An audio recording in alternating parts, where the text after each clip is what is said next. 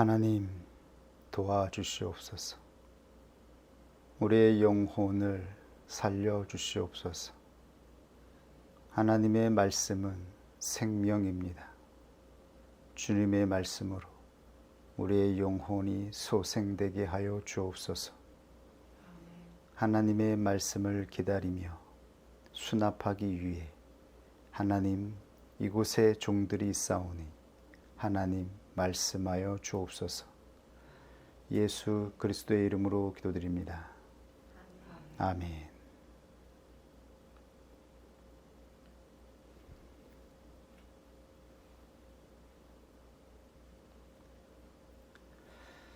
사도는 그리스도인들이 살아가는 인생을 조명하고 있습니다. 지난주에 그리스도인들이 살아가는 이 인생의 거룩한 의무에 대해 증거하였다면, 오늘은 조금 더 나아가서 그리스도인들이 세상을 이기는 덕에 대해서 증거하도록 하겠습니다. 하나님에 대한 경외를 잃어버린 이 세상에서 그리스도인들이 살아가고 있습니다. 하나님을 경외하지 않는 이 세상에서 그리스도인들은 어떻게 세상을 이길 수 있는 것일까요? 어떻게 살아가는 것이 그리스도인들이 세상을 이기는 삶일까요?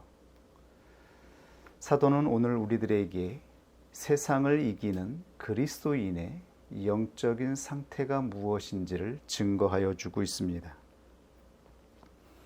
오늘 증거하는 말씀이 교회 안에서 거의 들려지지 않는 말씀이어서 어떤 이들이 이 말씀을 이해하고 수납할 수 있을지 모르겠습니다.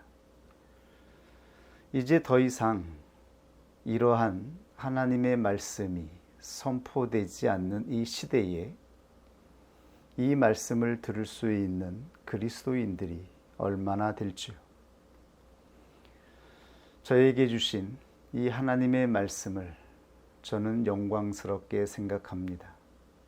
하나님이 주신 말씀을 진실하게 선포하는 것이 저에게 주신 책무라고 생각합니다. 듣는 자는 주시는 하나님 말씀 앞에 스스로 선택할 수 있기를 원합니다. 사도는 노예 신분에 속해 있던 그리스도인들에게 인생의 의미를 설명하고 있습니다. 역사적인 자료에 따르면 초대교회 당시 로마 제국에 있던 노예의 숫자가 5천만 명 정도가 된다라고 합니다. 로마시가 있었던 이탈리아에는 200에서 300만 명 정도가 노예였다라고 합니다. 거의 이탈리아 인구 숫자의 3분의 1이 노예였던 것이죠. 이 말은 사회 전반에 노예가 있었다라고 하는 의미입니다. 우리들은 흔히 영화 코바디스를 통해서 알고 있는 그 처참한 노예 성선의 노예들만을 생각할지 모르겠습니다. 비참하게 살아가는 노예들만 상상하고 있을지 모르겠습니다. 그러나 그때 노예들은 이러한 처참한 노예들뿐만 아니라 의사, 교사, 음악가, 배우, 집사에 이르기까지 모든 영역의 직업을 가지고 있었다라고 합니다. 우리가 생각하는 그러한 노예의 모습들만 있었던 것이 아니죠. 비교적 안정적인 직업에 속한 노예들도 상당수 있었다는 사실을 알 수가 있습니다. 아마도 이들은 이 현대 시대를 살아가는 노동자들이나 서민들의 모습과 비슷한 위치에 있었던 것이라고 할 수 있을 것 같습니다. 이들은 피지배 계층을 대표하고 있습니다. 사회적인 지배를 받는 위치에 있었던 사람들이죠. 이 세상에는 지배하는 자와 지배를 받는 자가 있습니다. 우리들은 어떠한 위치에 속해 있는 자들인가요? 지금도 여전히 지배를 하는 계층이 있습니다. 예전에는 귀족 계층이 있었다면 지금은 물질 귀족 계층이 있는 것이죠. 그 아래에서 일하고 주는 대로 물질을 공급받는 서민들이 있습니다. 이 일상 속에서 지배를 받아야만 살아갈 수 있는 수많은 사람들이 존재하고 있습니다. 우리들은 어떠한 사람들인가요? 우리들은 귀족인가요? 아니면 노동자나 서민에 속해 있는 사람들인가요? 이러한 위치에서 우리는 어떻게 이 인생을 이겨낼 수 있을까요? 우리가 그리스도인으로 세상을 이긴다라고 하는 것은 어떠한 것일까요? 이 질서는 이미 정해져 있고 너무나 공고하여서 사람의 힘으로 깨트릴 수가 없습니다. 거짓 선지자들은 그리스도인들을 향하여 헛된 복을 상상하게 만듭니다. 이 계층에서 벗어나 지배 계층으로 이동하는 복을 꿈꾸게 만들죠. 엄청난 물질의 부와 지배 계층으로 이동을 통하여 성공하는 꿈을 상상하게 만들고 있습니다. 과연 이것이 그리스도인들이 기대하는 하나님이 주시는 복된 것에 속한 것일까요? 이러한 삶을 우리들에게 요구하고 있었던 것일까요? 어떻게 사는 것이 하나님의 뜻일까요? 우리가 하나님의 복으로 누리게 되는 인생의 복은 어떠한 것일까요? 오늘 사도는 그리스도인들에게 주어진 인생의 복에 대해 증거하고 있습니다. 사도의 가르침은 무엇이었을까요? 그리스도인들이 세상을 이기는 삶에 대해 어떻게 외쳤을까요? 사도는 이러한 권위의 질서에 속해 있는 노예 계급에 속해 있던 사람들에게 순복하라고 외칩니다. 주인들에게 복종하라고 말합니다. 이것이 바로 그리스도인들이 세상을 이기는 방법이라고 말하고 있습니다.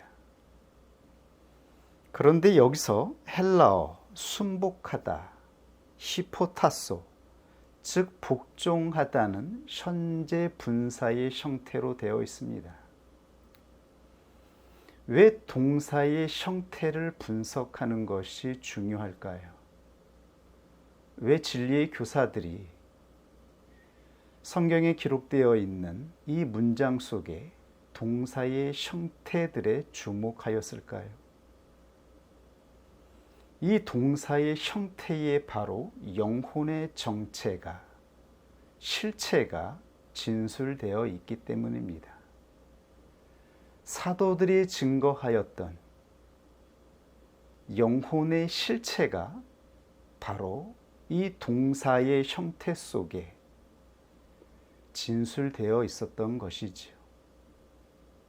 현재 분사는 동사의 형용사화를 의미합니다. 즉 행위 동작이 상태화되는 것을 의미하는 것이죠. 베드로 사도는 노예들에게 주인에게 순복하라, 복종하라고 하였습니다. 그때 사용된 동사의 형태는 현재 분사였습니다. 영어식으로 말하면 수동태에는 동작 수동과 상태 수동이 있습니다. 동작 수동은 행위 수동을 의미해요. 행위 수동은 내 앞에 있는 어떠한 조건이나 주체에 의하여서 어쩔 수 없이 순종하는 것을 의미합니다. 이러한 동작을 포함하고 있어요. 나보다 힘이 센 권력 앞에, 나보다 권력이 있는 주체 앞에 어쩔 수 없이 순종해야 하는 동작인 것이지요. 그런데 상태 수동은 행위 동작의 상태화를 의미해요. 이러한 영혼의 상태가 되어야 된다라고 말씀하고 있는 것이지요. 상태는 영혼이 가지고 있는 자유의지로 선택할 때에만 이루어지는 성취입니다. 사도는 노예된 그리스도인들에게 너희들은 주인들에게 순복하되 너희의 영혼의 자유의지로 순복하는 상태가 되어야 된다라고 말씀하고 있습니다. 영혼에게는 자유의지가 있습니다. 자유의지를 가지고 있는 영혼은 어떤 권위 앞에, 어떤 권력 앞에 자신의 자유의지로 선택할 때에만 상태가 될 수가 있습니다. 내가 순복해야 하는 대상이 이해가 되거나 신뢰가 되는 대상일 때만 영혼은 자유롭게 선택하게 됩니다. 이렇게 영혼이 자신의 자유로운 의지로 선택할 때에 비로소 순복하는 상태가 되는 것이지요. 그러므로 사도는 그리스도인들에게 기꺼운 자유의지로 순복하라고 말하였던 것입니다. 즉 표면적인 행위가 아니라, 즉 동작으로 행하는 수동이 아니라 이면적 상태를 이루라고 그들에게 외쳤던 것입니다. 이것이 바로 그리스도인들이 인생을 이기는 영적인 상태라고 말씀하고 있었던 것이죠. 이 상태를 성취하여 세상을 이기라고 말합니다. 이것이 세상을 살아가는 그리스도인들의 적극적인 의지라고 말씀하고 있습니다. 그리스도인들의 존재는 표면적 행위로 보이는 순종이 아니라 이보다 더 나은 이면적 순종의 상태로 성취되어야 합니다. 예수님은 자신을 따르는 그리스도인들에게 너희가 나타내야 하는 의는 바리새인이나 서기관보다 더 나은 의가 되어야 된다라고 말씀하였습니다.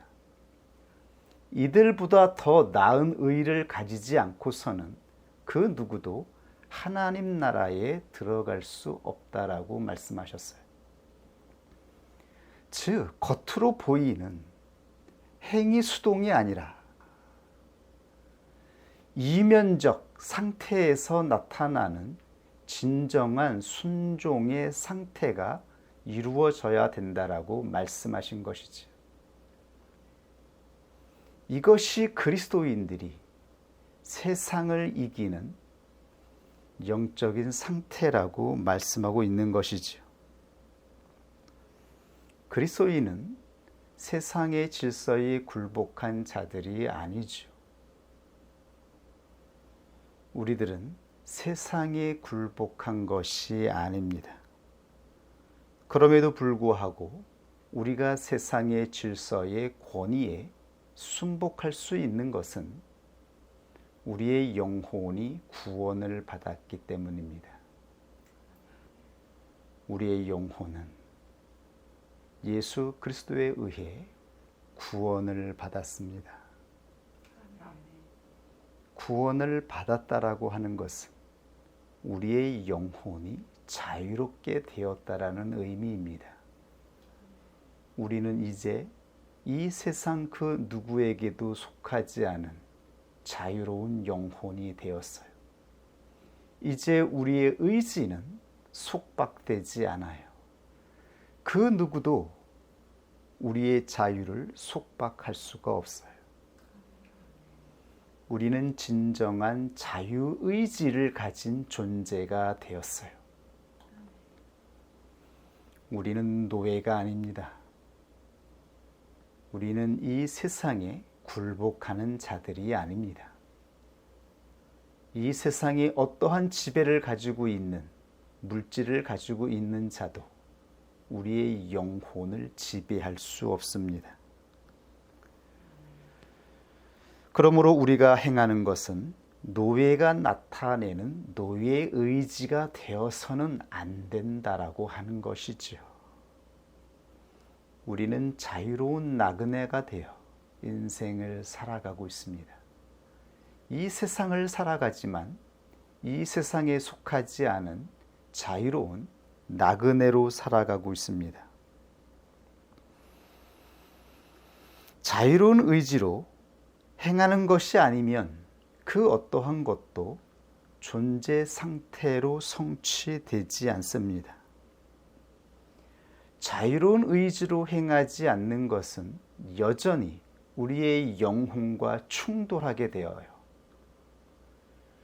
내가 행하는 동작이, 내가 행하는 행위가 자유로운 의지로 행하는 것이 아니라면 우리 영혼 안에서는 충돌, 거부, 대립으로 인하여서 고통스러울 뿐이에요.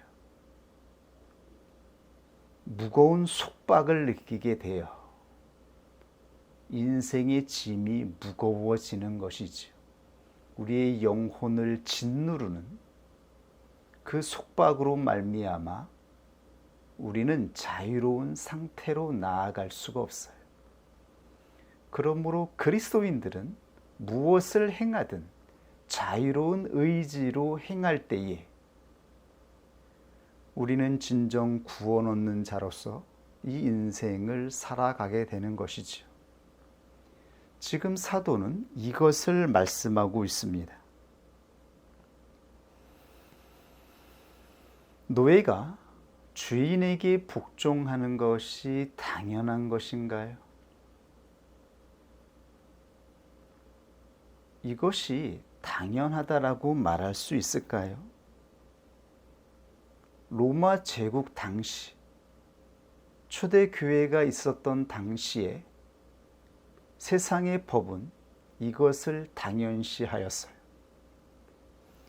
이것을 당연시할 수 있었던 것은 노예를 영혼을 가진 존재로 보지 않았기 때문입니다. 노예를 수단과 도구로만 보았어요. 그 당시 기득권을 가지고 있던 사람들은 노예들의 자유의지를 인정하지 않았어요. 노예들은 영혼이 없다라고 간주한 것입니다. 그 당시 로마 법에 의하면 노예는 인격이 없는 물건과 같이 취급하였습니다. 그 당시 지성을 대표하던 아리스토텔레스조차 이렇게 말했습니다. 생명이 없는 것에 대해서는 우정도 공정도 있을 수 없다. 물론 말이나 소에 대해서도 그렇고 노예에 대해서도 그렇다. 주인과 노예는 공통적인 것을 조금도 가지고 있지 않기 때문입니다. 도구가 생명 없는 노예라고 하면 노예는 생명 있는 도구다. 아리스토텔레스조차 가장 깨어있는 지적인 영혼을 가지고 있던 그조차 노예의 영혼을 인정하지 않았어요. 이것이 그 시대를 지배하던 엄청난 질서였기 때문입니다. 영혼이 없다면 자유의지가 없는 거예요. 그러므로 사람들은 양심의 가책 없이 노예들을 사람으로 취급하지 않고 도구처럼 취급할 수 있었던 것입니다. 이들의 자유의지를 억압하여도 전혀 문제성을 느끼지 않았던 거예요. 이것을 법으로 그리고 지성인들의 이치로 정당화하였던 것이죠. 이로써 사람들은 노예의 인생을 주관하였습니다. 한 영혼의 인생을 주관하였던 거예요.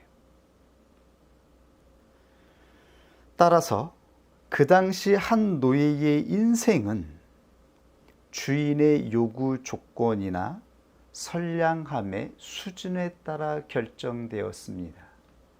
자신의 선택으로 자신의 인생이 결정된 것이 아니라 그들의 선택은 존재하지 않았어요. 오직 주인의 성격에 따라 노예의 인생이 결정되었어요. 신경질적으로 학대하는 주인이 소유한 노예들은 비참한 삶을 견뎌야 했습니다. 이것이 그들의 인생이었어요. 반면 합리적이고 자비로운 주인의 노예들은 전혀 다른 삶을 살았습니다.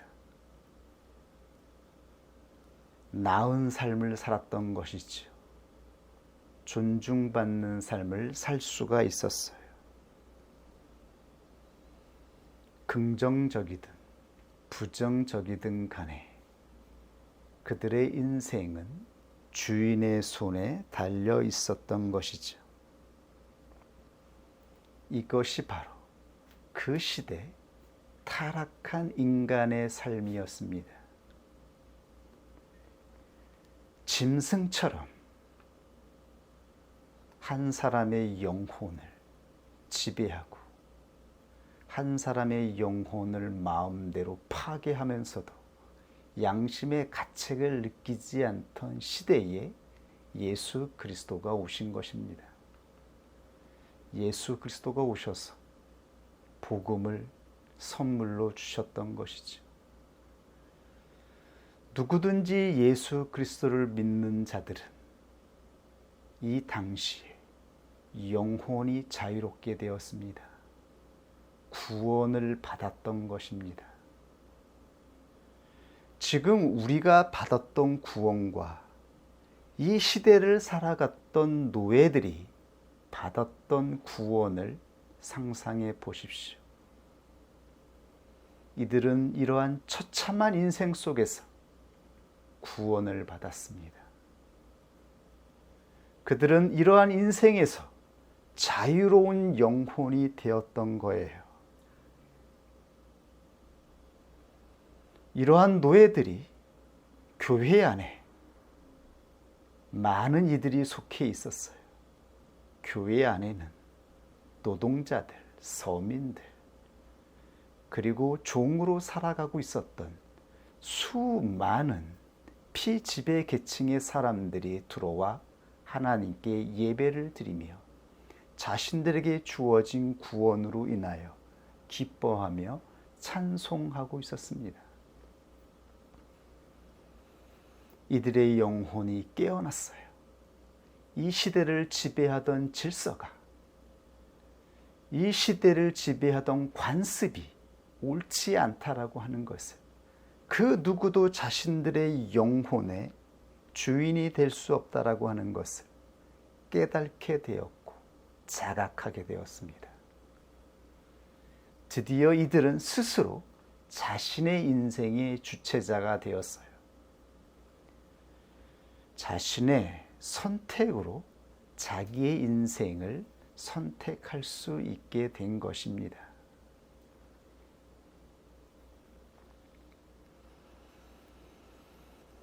이들에게 바로 사도는 주인에게 순복하라 말하고 있습니다. 너희들이 이전에는 동작 수동으로 행위로 순종하는 자들이었다면 이제 너희들은 선택할 수 있는 구원을 받은 자로서 스스로 선택하여 복종하는 상태가 되어야 된다라고 말씀하고 있습니다. 노예들에게 지금 이 말씀을 전하고 있는 거예요.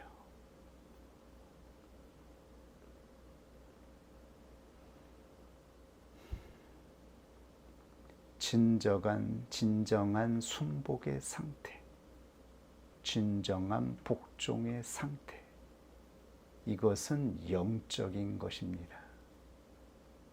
사람들은 표면적으로 순종하는 모습을 보일 수 있어요. 표면적으로는 복종하는 모습을 보일 수 있어요. 그러나 이면적으로 복종하는 상태가 되는 이것은 이 인생에 거의 드문 것입니다.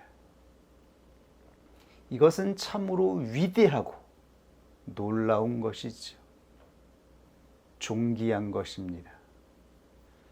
이러한 복종의 상태는 이 세상에서 거의 볼 수 없습니다.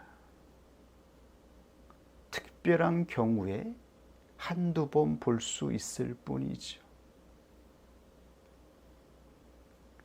이들은 위대한 자로, 명예로운 자로 기억되지요.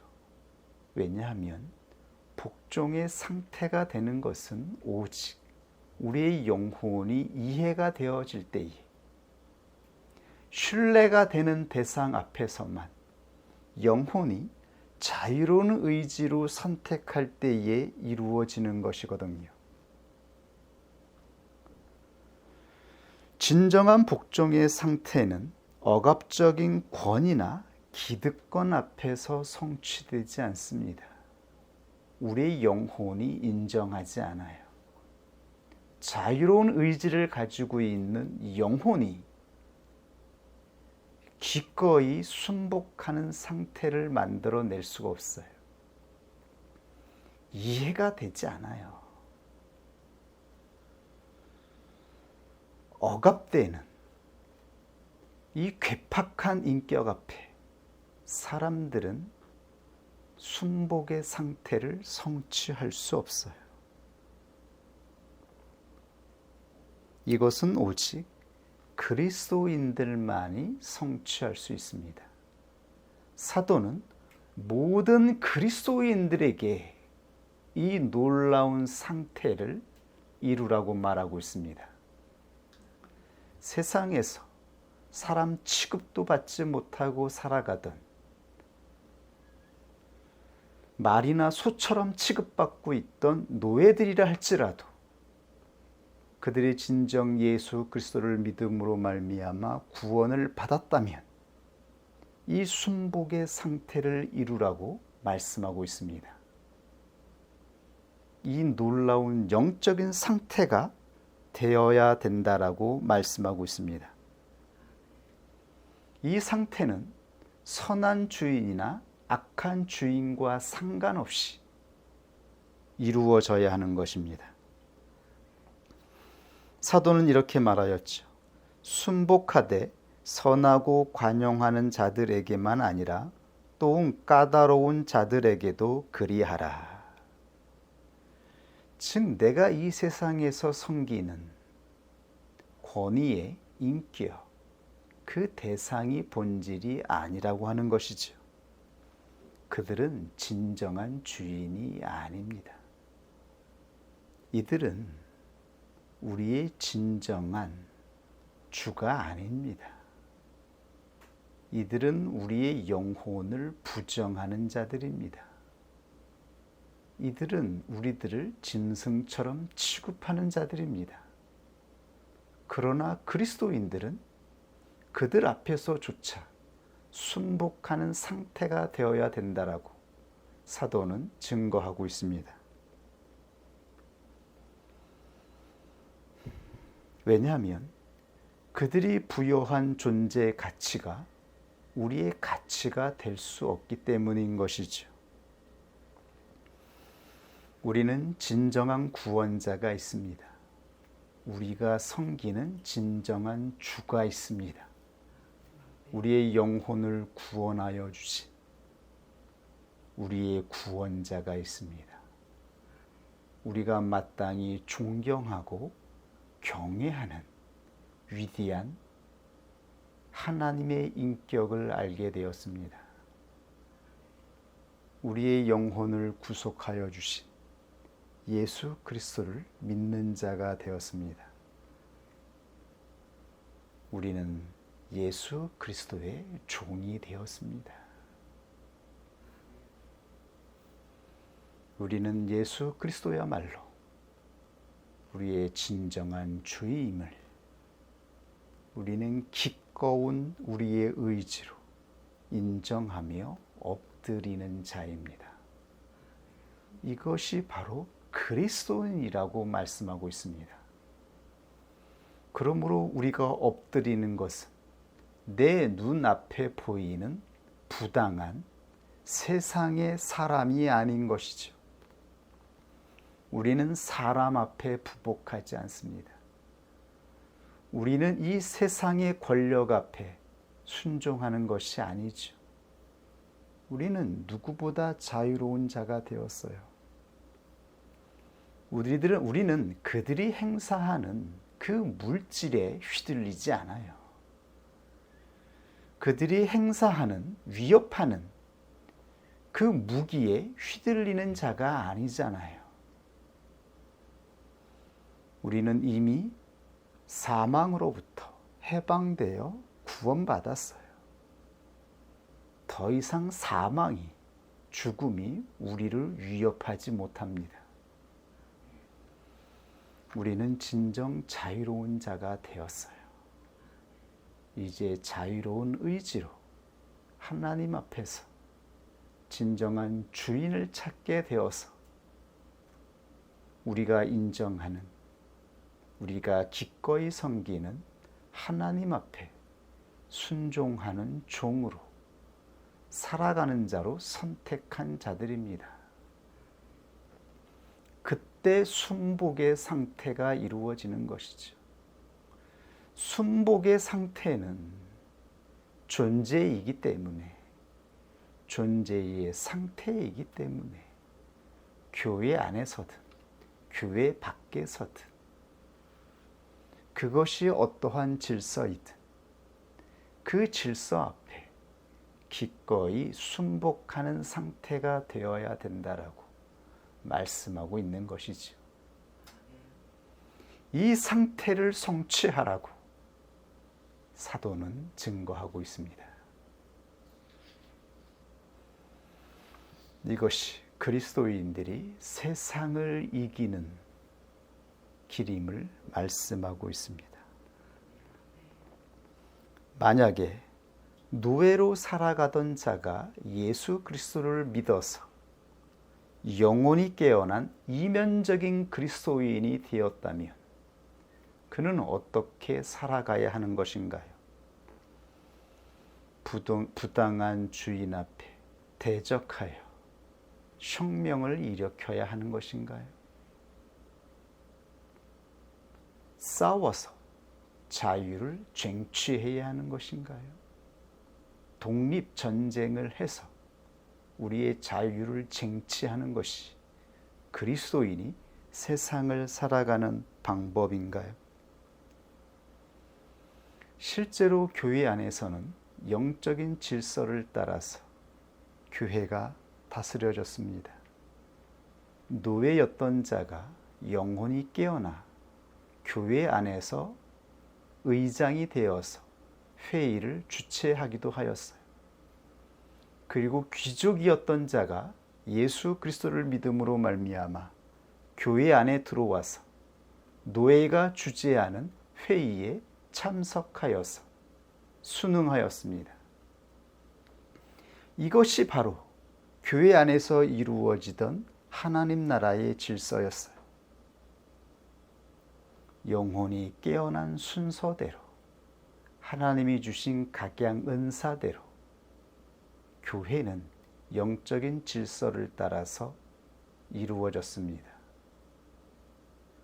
권위는 세상에서 말하는 것처럼 세상의 계층이나 물질이나 기득권을 가지고 이루어지지 않았어요. 교회는 오직 영적인 질서를 따라서 다스려졌습니다. 영혼이 깨어난 자들이 세상에서 어떠한 직업을 가졌던지 간에, 어떠한 위치에 있었던지 간에 그들이 교회의 지도자가 되었던 것이죠. 어부였던 사도들이 교회의 지도자가 되었던 것처럼 말이죠. 이것이 바로 교회의 질서였습니다. 그러나 교회 밖을 나가면 여전히 세상의 질서로 이 세상은 움직이고 있습니다.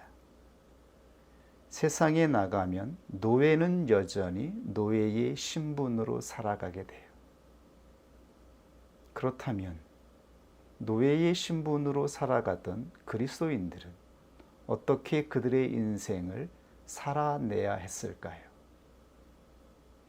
어떻게 살아가는 것이 그리스도인의 인생인가요?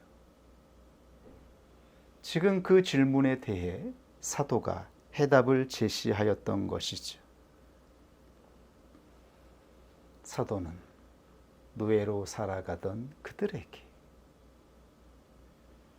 순복의 상태를 성취하라고 말씀하였습니다. 너희의 자리를 부정하거나 그 자리를 떠나는 것이 아니라 그 자리에서 하나님의 종된 자처럼 하나님 앞에 순복하는 자처럼 세상 사람처럼 표면적으로 순종하나 속에서는 원망과 불평과 불만으로 가득 차서 인생의 짐을 가득 지고 살아가는 세상 사람처럼 살아가지 말고 영혼의 구원을 받은 자처럼 가벼운 마음으로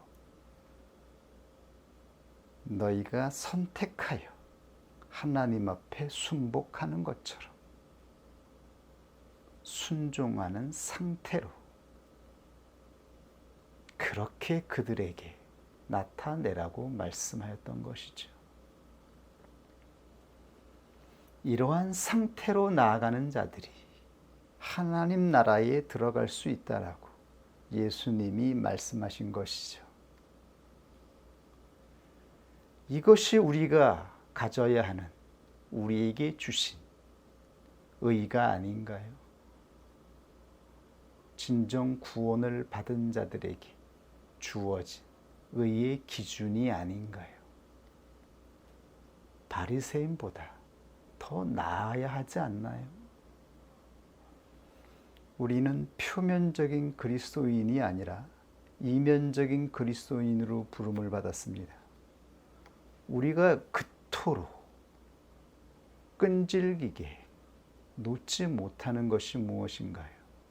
성령은 무엇을 이루기 위해 그토록 우리에게 이 과정을 통하여 깨닫게 하시고 훈련시킨 것인가요?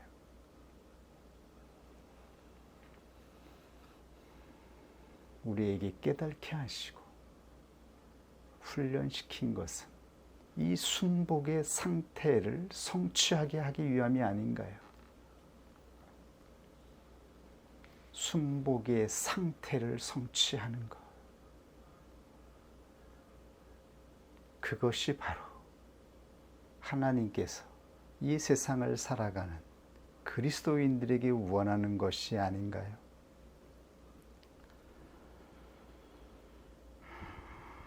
그러므로 사도는 이렇게 말씀하였습니다. 범사에 두려워함으로 순복하라. 여기서 범사는 헬라어 파스, 즉 온갖, 각각의 모든 어떠한 것이든지, 즉 어떠한 상황이든지, 억울한 상황이든지, 부당한 상황이든지, 또 비인격적인 권위 앞에서이든지, 억압적이고 폭력적인 대상 앞에든지, 어떤 상황에서든지 순복하라고 말합니다.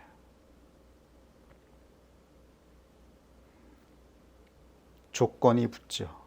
두려움으로 순복하라고 말합니다. 여기서 두려움은 헬라어 포보스, 즉 경외, 두려움. 이것은 성경에서 하나님에 대해서 사용된 단어입니다. 하나님을 경외하고 두려워하는 데 사용된 헬라어 단어예요. 그러므로 그리스도인들이 두려워하는 것은 내 앞에 비인격적인 존재가 행하는 그 폭력, 내 앞에서 행하는 그 칼, 그가 잡고 행하는 그 물질로 인하여 두려운 것이 아니라 마지막 때에 우리의 영과 육을 심판하는 하나님이 계심으로 인하여서 그 하나님 앞에서 살아가는 종으로서 순복하라 말씀하신 것이죠. 그럼에도 우리는 여전히 내 앞에 있는 사람을 무서워합니다. 그 사람으로 인하여 나타나는 억압, 눌림, 속박으로 인하여서 우리의 영혼이 지배를 받곤 하죠. 우리의 영혼이 구원받은 상태가 되어 자유롭게 되었음에도 불구하고 우리는 여전히 사람의 말에, 그 사람이 가지고 있는 권위 앞에 눌리고 휘둘리고 억압을 당해요. 그래서 노예의 상태로 돌아가요. 우리가 노예의 상태로 돌아가면 하나님이 그것을 얼마나 안타까워 하실까요? 원수 마귀의 술수가 여기에 있지 않습니까? 원수 마귀는 자신의 사망의 권세를 빼앗겼어요. 자신이 붙잡고 있던 영혼들이 풀려났어요. 그러므로 어떻게 해서든지 우리에게 주어진 자유를 회방하고 빼앗으려고 합니다. 우리의 영혼을 눌려있는 상태로, 억압당하는 상태로 자유롭지 못하게 만들어요. 이것은 하나님의 뜻이 아닙니다. 하나님은 오직 하나님을 두려워하는 하나님의 종으로서 우리가 순복하는 상태가 되라고 말씀하였습니다. 우리가 두려워하는 것은 내 눈앞에 보이는 세상 사람이 아닙니다. 애굽의 바로 왕이나 야곱을 사로잡고 있었던 삼촌 라반이나 우리를 무섭게 만들던 육신적인 지배자가 아닌 것이죠. 이제 더 이상 그들을 두려워하지 말아야 됩니다. 그들은 더 이상 우리에게 어떠한 권세도 어떠한 위협도 될 수가 없습니다. 우리 영혼의 주인 우리 인생의 주인은 단 한 분, 하나님밖에 없습니다. 우리는 그렇게 하나님 앞에 내 영혼을 의탁하여 순종을 선택하여 이 길을 걸어온 것이 아닌가요? 우리를 구원하여 주신 예수 그리스도와 예수 그리스도의 아버지 성부 하나님을 신뢰하여 순종을 선택한 것이죠. 하나님은 믿을 만한 분이시니까요. 하나님은 우리가 마땅히 이해할 수 있는, 이해가 되지 않아도 순복할 수 있는 경외의 존재이시니까요. 하나님은 마땅히 선과 악을 하나님의 온전한 의로 판단하시고 심판하실 것이기 때문입니다. 그 하나님께서 우리의 이면을 보고 있습니다. 표면적인 행위를 보고 있는 것이 아닙니다. 진정한 그리스도인은 표면적인 그리스도인이 아니라 이면적인 그리스도인이라고 말씀하였습니다.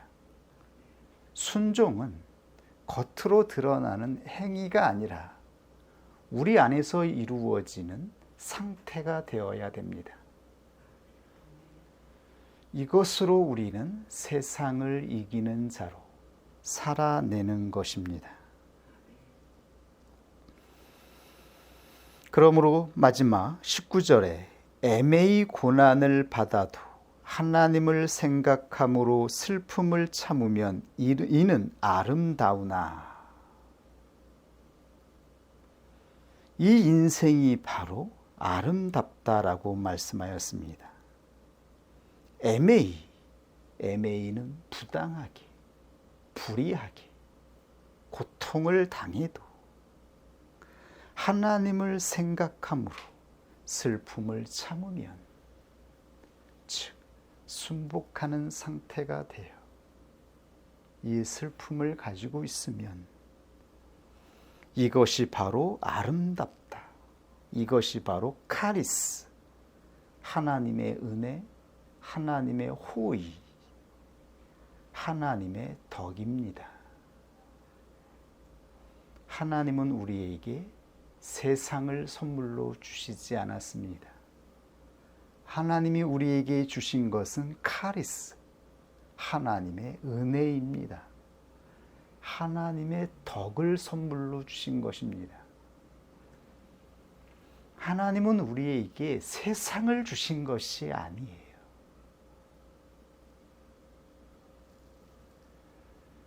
우리가 기득권자가 되라고 말씀하는 것이 아니죠. 우리에게 카리스를 주셨어요. 하나님의 은혜가 우리에게 입혀졌어요. 하나님이 주시는 모든 하나님의 덕이 우리들에게 입혀졌습니다. 그러므로 그리스도인은 이 땅에 카리스를 남기는 것입니다. 하나님의 은혜를 남기는 것, 이것이 우리의 인생에 남겨져야 할 열매이며 성취입니다.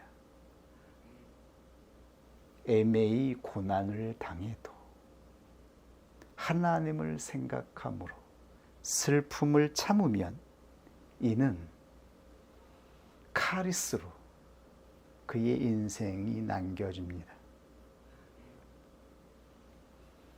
이것이 하나님이 우리에게 주신 진정한 복입니다.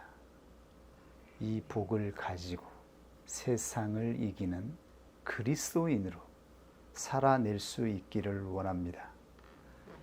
우리 같이 마지막 싸움을 위해서 나아가는 자가 되기를 원합니다.